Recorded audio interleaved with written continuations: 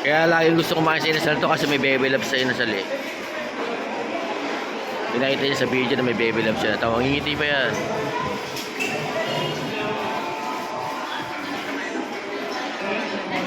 Ngiti yan, ngiti yan, ngiti yan, ngiti yan.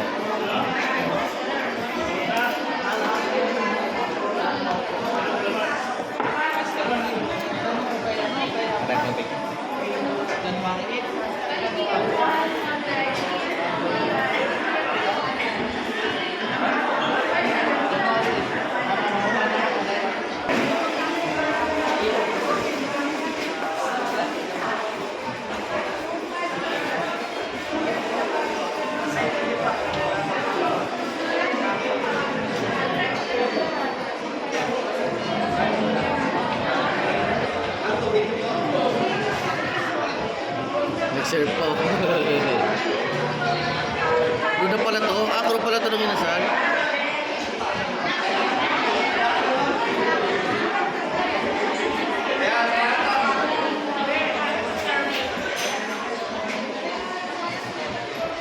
Pre, kuro pala ka. Kuro pala ka. Kuro pala ka. Kuro ka pala? Ano pre? Minsan pre.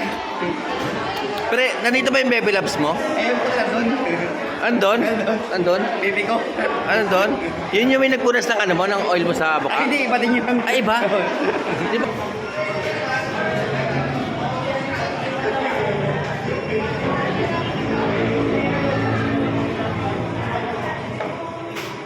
Isa lang. Dalawa. Bibigyan ko sa Ah. ano.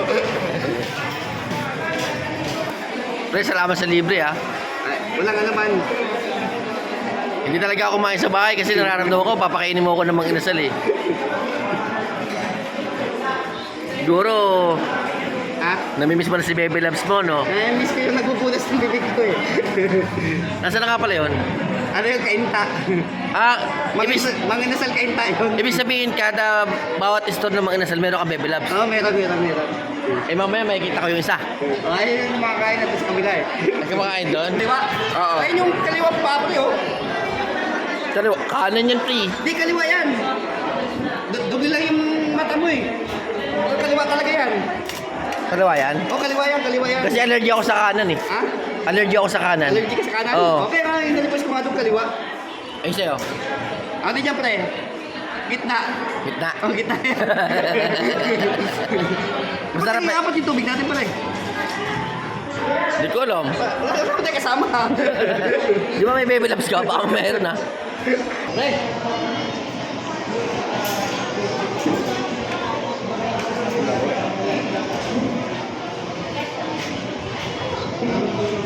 Pre. Pwede ba papapalitan ko yung bag ako? Hindi masarap papapalitan ko yung bag ako?